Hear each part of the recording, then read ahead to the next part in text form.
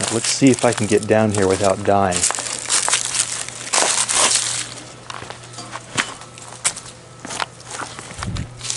Mission successful. Anyway, just wanted to explain a few things about this unit. This is the 2005 Goodman, I think GSC13 model. Let's see. Oh no, this is a GSH13. Manufactured in December of 2005. So this is a 13 SEER unit. Anyway, this is the 2005 Goodman. What tonnage would this be? Forgot to look. 2 ton. 2005 Goodman 13 SEER 2 ton heat pump at the cabin I'm currently staying at in Sevierville, Tennessee. And upon further inspection, I kind of noticed a few things about this unit that might be wrong. As you can see, there's a good bit of ice on it, and it is probably in the mid to upper 50s right now. I think it's actually close to 60 degrees right now, and I think this unit is low on refrigerant for several reasons. One, as I just showed, it's freezing up when it shouldn't be. And not only is it close to 60 degrees, but humidity is also not that high, so there's really no reason for this unit to be freezing up like it is. 2, it's running constantly when it shouldn't be. The area it heats and cools, it's the basement, and the area is really not that big of an area, and it's also not cold out, so there's no reason for it to be struggling. And the temperature is only set to 69 degrees, so it should really have no problem keeping up. And 3, it did not start defrosting until yesterday morning when I put it on compressor lockout, because I think that since it had been running constantly, the coil wasn't getting quite cold enough for the sensor to sense that it needed to defrost.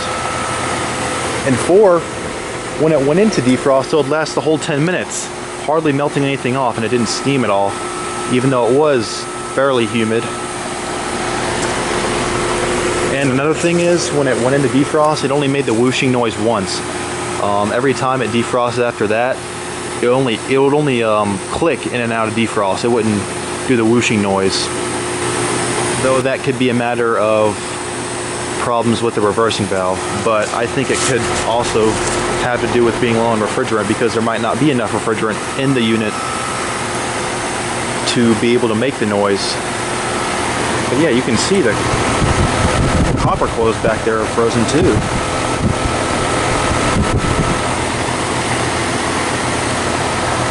If I had the ability, or if I had the tools to do so, I would take this damn thing off and force it right in.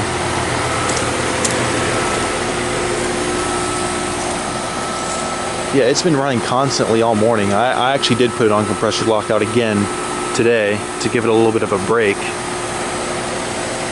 but it still hasn't shut off since it came back on since then. So I'm probably going to shut off the thermostat once I'm done here. And figured I'd just show this real quick. This is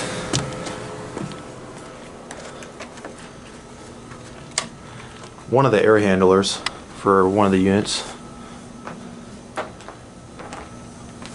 I believe this is original from 2005, but oh yeah, that's 2005, May 2005,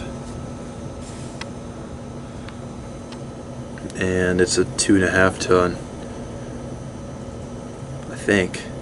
I don't know if that's a tonnage or what that is right there, but I don't think this air handler is the one that is hooked up to the heat pump that is problematic, because again, this one does the basement, and I found an air handler in the basement. I think that's the one that belongs to this unit.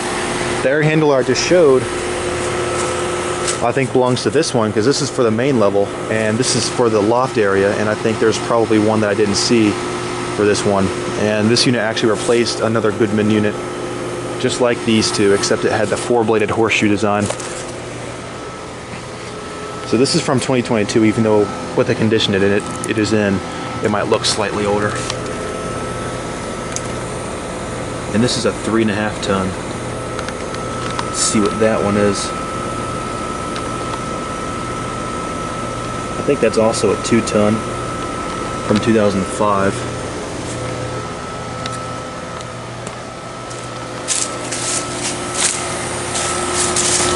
Oh yeah, take a look at that. And this is, since this is for the 3rd floor, this hasn't really been running a whole lot since it stays warm up there. This has been running a decent amount. It was running like 10-15 minutes ago, but it shut off, so I missed a chance to get the video of this one running. But it's gonna get cool again tonight, so maybe I'd like to do a startup shutdown of these units. Hopefully I can have that done before I leave tomorrow. One other thing is, I do not know how in Jehovah's hell they are able to get that new unit down here and the old one up that steep hill, because that is a real slip and slide hazard.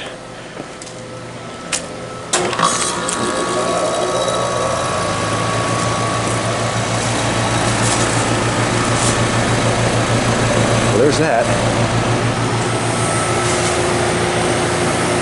And I do have my temperature gun on me, so I have to go ahead and measure a few things. The air doesn't really feel that cold, though it's not that cold out, so I wouldn't expect it to be.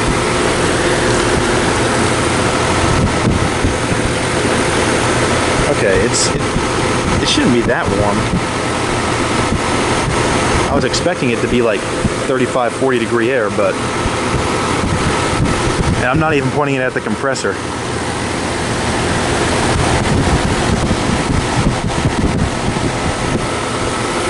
And let's go ahead and test the suction line. Well, the suction line is pretty hot. Oh wow. Okay, well,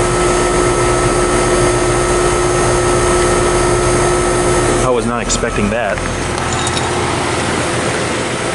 And just for the hell of it, just run it through on the train. This air is a lot colder. Or I guess it's not. It feels like it's a lot colder.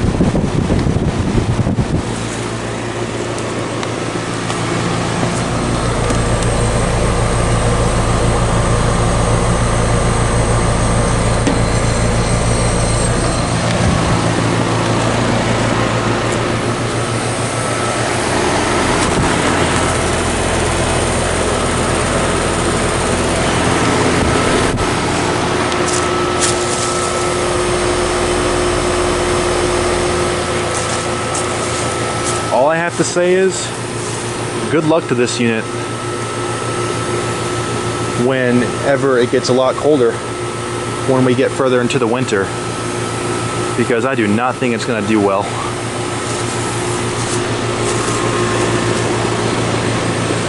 And this one, of course, is new, so it's not gonna, it shouldn't have too much of a problem keeping up. I'm hoping that one gets taken care of in the near future. If not, then it'll probably have to be replaced. Go ahead and shut it off real quick.